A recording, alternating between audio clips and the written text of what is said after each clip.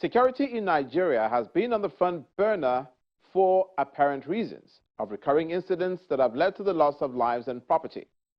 As the security agencies, including the Nigeria Police Force, take the bull by the horns to curb the trend. That's our focus on Special Report. So far, 22 suspects have also been arrested in connection with this gruesome act of mob violence. They too will face the full wrath of the law in court. 5 persons connected to this incident have so far been arrested and will also be made to face the full weight of the law. In the Northeast region, the spate of terrorism witnessed in Borno, Yobe, Taraba seems to be abating owing to the persistent efforts by security agencies and unrelenting efforts and support of state governments and collaborators. As we may be all aware, there are some disturbances between the herders and farmers based on the zeals of some miscreants, but thank God, with the zeal and the synergy of our security agencies, traditional rulers, leaders of both farmers and herders, it was brought under control.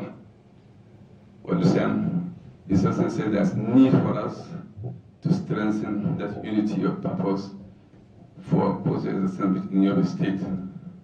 As we are all aware, the country we know we are the people of a lot of challenges, both in food security and other insecurities visible in the country.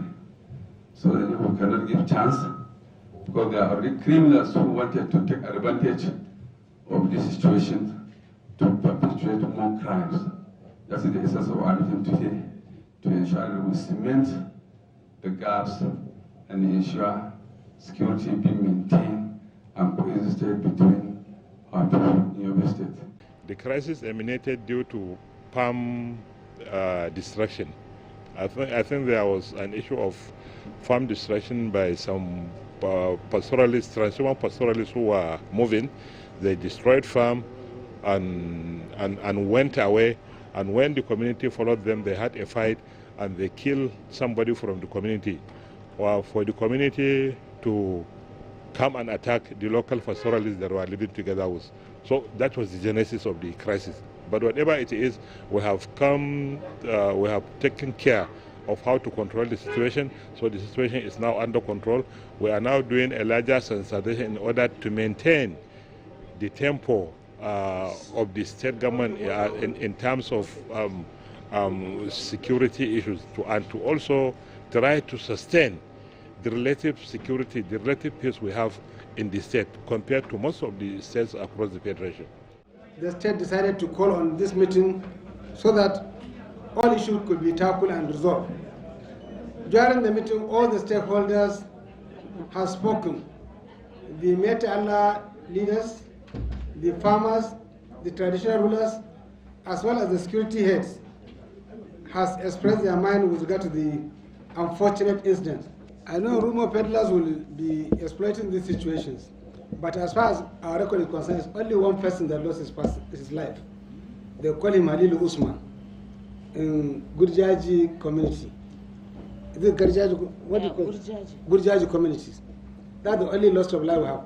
And some people are injured, they are cooperating, so there's no cause of alarm. You be assured that any intervention that is coming to this state, His Excellency takes them personally. And that is because of his passion for the development of the state, his passion to open up the state in all sectors. And of course, livestock production is one of those areas that is very serious about them. And yesterday, I announced a committee that will be saddled with this responsibility of identifying all possible grazing areas, cropping areas, to fast-track the agricultural development of the state. And all these efforts are aimed at making sure that we take our rightful position as the nature's gift to the nation and the food basket of the country. The northwestern states of Kaduna, Katsina, Sokoto, and Zamfara have had their fair share of attacks in communities, especially those on the outskirts of the city center, and most recently the attack on Kebbi State, where suspected bandits reportedly stormed Tadurga village in Zuru local government area at night, killing an unconfirmed number of people, abducting several others, and rustling livestock. In this village also we lost about 4 people. That to make it 5. These people, bandits came from Sokoto State. They don't have a single camp in Kebbi State, but they used to move from part of Sokoto State to come to Kebbi State and infiltrate our villages, rustle cows, and in the process, they vigilantly pursue them to ensure that they collect their cows. So the bandits lay ambush on those people. Innocently, they kill 5 of them. It's a great loss to us, great loss to the community, and the Kebbi State government is doing everything possible. The way, by God's grace, we scared Kebbi out, bandit free. That is what we are going to do here. We have told the security agencies in Kebbi State they should liaise with the other security agencies. And as government, I will also discuss with my colleague in Sokoto State so that we'll see how best we will collaborate and ensure that this menace come to an end by God's grace.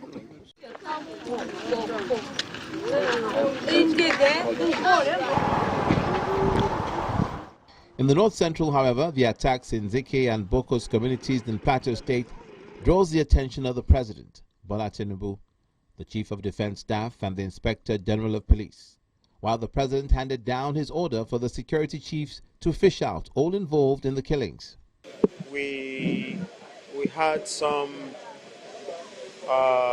horrible attacks again in Apa local government and Go West.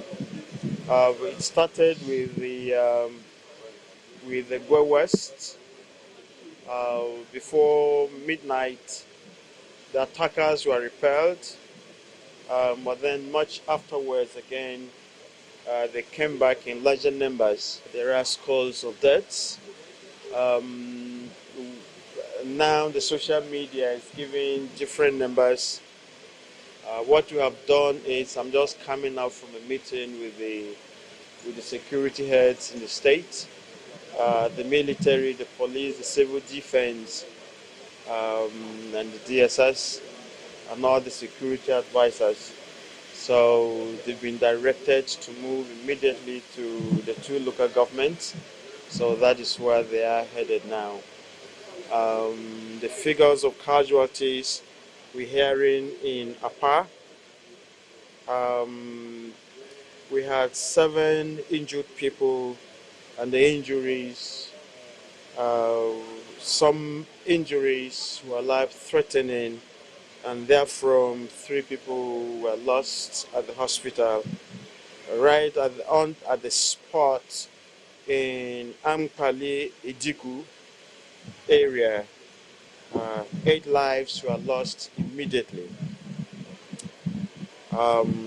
We also got on-the-ground assessment and reports from the military that 1 other life was lost. So now, officially, what they have reported to us is 12 bodies, 12 lives lost, and 12 bodies were recovered. Some families had buried some lost life from their families immediately. But we're hoping that once they get again on ground, coupled with the report we have received from families and from government officials then we'll be able to update you as well. In Go West local government, again, the numbers are varied. But right on the spot,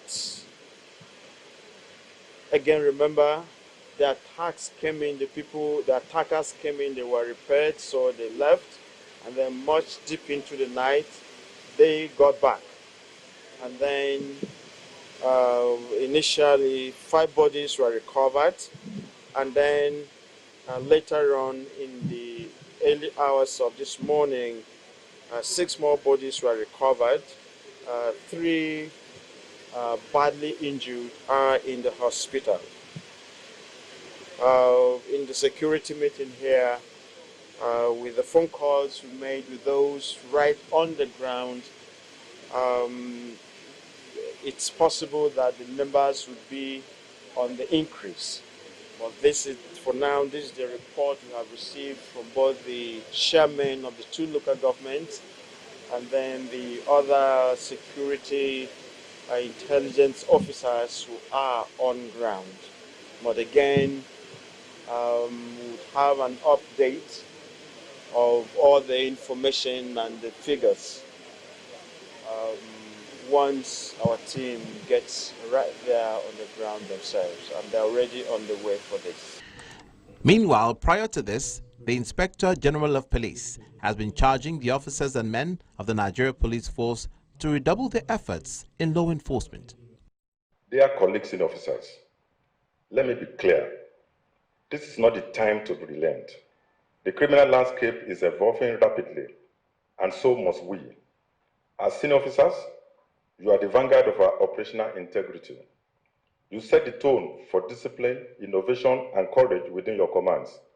I therefore charge you all to redouble your crime-fighting efforts. Do not relent on your laurels. Treat every crime as an attack on the soul of our nation. Review your local crime maps. Respond to incidents timely and decisively. Let your presence be felt on the streets and in our communities. Stay ahead of emerging threats.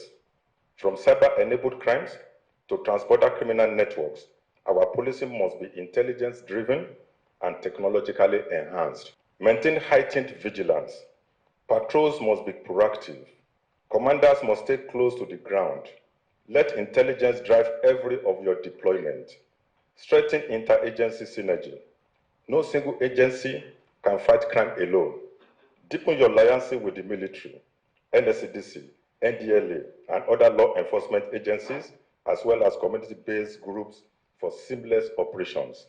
Embrace all of the society approach to policing. The Inspector General of Police speaks on more operations. So far, 22 suspects have also been arrested in connection with this gruesome act of mob violence. They too will face the full wrath of the law in court. 5 persons connected to this incident have so far been arrested and will also be made to face the full weight of the law. The recent trend of reprisal killings, where innocent citizens are murdered in retaliation for crimes committed by others, is barbaric, senseless, and dangerous. It does not bring justice, it only fuels further hatred, inflames tension, and perpetuates the cycle of violence. I want to unequivocally condemn the recent spate of violence across our nation. This is not who we are. Violence is not the answer. I call on all Nigerians, regardless of religion, ethnicity, or background, to choose peace, embrace dialogue, and work together for the unity and prosperity of our country.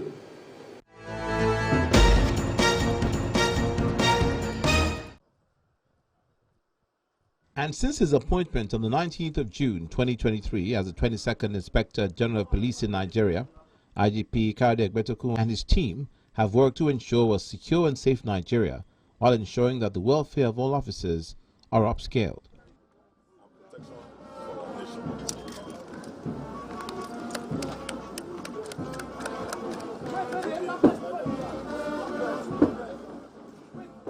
Operationally, the Inspector General of Police commissioned gunboats at the East Marine Command in Port Harcourt and another 31 units of specialized vessels at the Western Marine Command in Lagos. This significant milestone reflects our strategic response to the evolving security dynamics in our maritime environment. The deployment of these assets is a symbol of our renewed drive to strengthen our maritime policing architecture, counter emerging threats, and reinforce our rescue and patrol operations. These gunboats are not ordinary vessels. They are fitted with cutting-edge navigation and communication technologies, which will enable precision patrol, effective coordination, and swift response to threats across Nigeria's vast aquatic territory.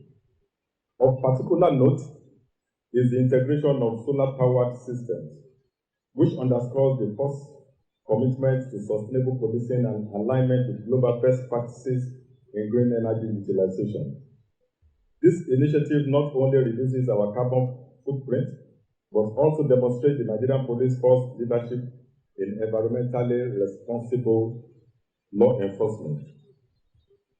The commissioning of these boats today marks a new chapter in our collective determination to safeguard Nigeria's waterways, secure lives and property, disrupt criminal networks, and reassure law-abiding citizens of their safety and security. Let me use this opportunity to reiterate that securing Nigeria is a collaborative effort. Maritime security in particular demands synergy and coordination across agencies and stakeholders. In this regard, the Nigerian Police Force will continue to deepen our collaboration with our sister security agencies, particularly the Armed Forces, the Maritime Administration and Safety Agency, and the Nigerian Ports Authority, amongst others. Furthermore, we recognize that intelligence-led policing and community engagement remain cornerstones of effective crime prevention. Therefore, we shall continue to partner closely with coastal communities, leverage local intelligence, and build mutual trust in order to deny criminals the operating space. And as part of efforts to curb insurgency, 50 additional purpose-built explosive ordnance disposal vehicles are injected into the operations of the EOD, Chemical, Biological, Radiological, and Nuclear CBRN Command of the police. These vehicles, each meticulously equipped with modern and specialized EOD CBRN tools, are designed to improve our tactical response, increase mobility in the field operations, and strengthen the overall efficiency of this elite unit in addressing Nigeria's complex security challenges. The commissioning of these vehicles today is a deliberate and strategic investment in the security architecture of our great nation. The EOD CBRN unit remains a critical component in our counter-insurgency and counter-terrorism framework. With the rising threats posed by terrorism, the persistent proliferation of improvised explosive devices, and the potential emergency of chemical and biological threats, it has become imperative to expand and modernize this highly specialized arm of the Nigerian Police Force. The operatives of this unit are among our most courageous officers, often the first to arrive at the scene of potential disaster, whether responding to bomb threats, managing hazardous materials, or securing critical public infrastructure. Their heroism, professionalism, and sacrifices form the backbone of our rapid response and threat neutralization strategy across the nation. The commissioning of these vehicles today reaffirms our unwavering commitment to provide our tactical formations with the essential resources needed to function effectively in a dynamic and volatile security environment. It is a further step in our holistic reform agenda to reposition the Nigerian Police Force as a modern, intelligence-driven, technology-enabled, and service-focused institution. On behalf of the Nigerian Police Force, I want to extend our profound appreciation to the President and Commander-in-Chief of the Armed Forces of the Federal Republic of Nigeria, His Excellency Senator Bola Ahmed Tinubu, GCFR. Mr. President's consistent support, visionary leadership, and genuine commitment to the transformation of the Nigerian police have continued to translate into tangible gains in operational capability, personnel welfare, and institutional reform.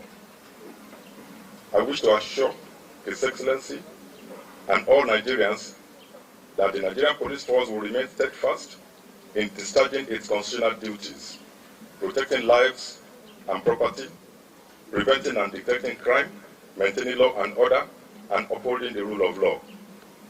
We will intensify our efforts to rebuild public confidence, deepen community engagement, and deliver professional policing services across all levels. The delivery of these vehicles is a clear demonstration of our administration's recognition of the risk that the officers of the EOD face and the value of the service they render. It's also a pledge of our continued efforts to ensure they are fully equipped, well-trained, and adequately motivated. As we formally commission these assets today, let us all, whether in command positions or on the front lines, remember that the Nigerian Police Force is undergoing a strategic transformation, one anchored in accountability, professionalism, innovation, and service to our fatherland. In closing, I express my sincere appreciation to all our development partners, some of who are present here today, stakeholders, officers, and all who played a part in making this initiative a reality. Together, we shall continue to build a police force that is capable, trusted, and fully committed to securing the lives and future of our nation. Amongst other commissioning of fighter trucks and logistics maintenance infrastructure, commending officers and men who've exceptional performance for their exceptional performance in the line of duty, Mr. Agbetuku inaugurates an annual police award. To see what we do at all times. Your presence here lends prestige to this occasion and reaffirms our collective commitment to excellence in national service. As I look across this room, I see men and women who represent the very best of our nation, officers who through sweat and sacrifice, courage and character have risen above the call of duty to serve with honor. The officers we celebrate today are not extraordinary because of fame or fortune. They are extraordinary because of their refusal to be ordinary. From patrol officers who braved the night to keep our cities safe, to detectives who cracked syndicates with painstaking precision, I congratulate you all. You are the reason our nation can sleep with renewed hope. You are the embodiment of quiet heroism. And tonight, we stand in tribute to your legacy.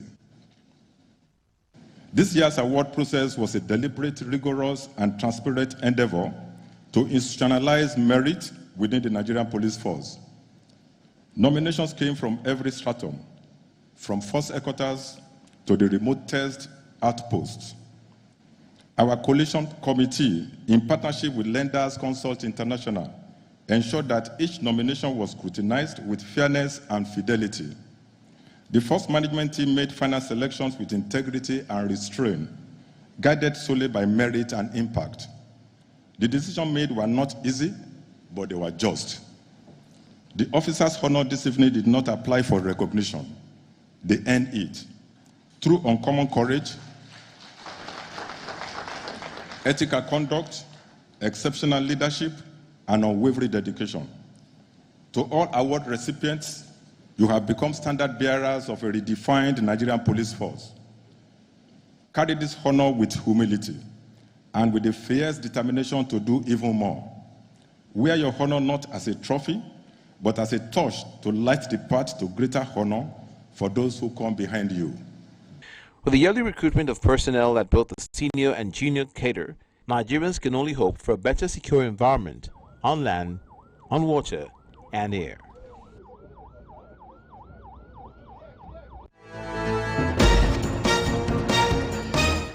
The Nigerian Police Force is optimistic of getting the job done. With the necessary support from the federal government, the state governments, and the communities, another link in the chain of command in the agencies that are tasked with the responsibility of securing Nigeria. For Special Report, I'm Olumide Macaulay. Thank you for watching.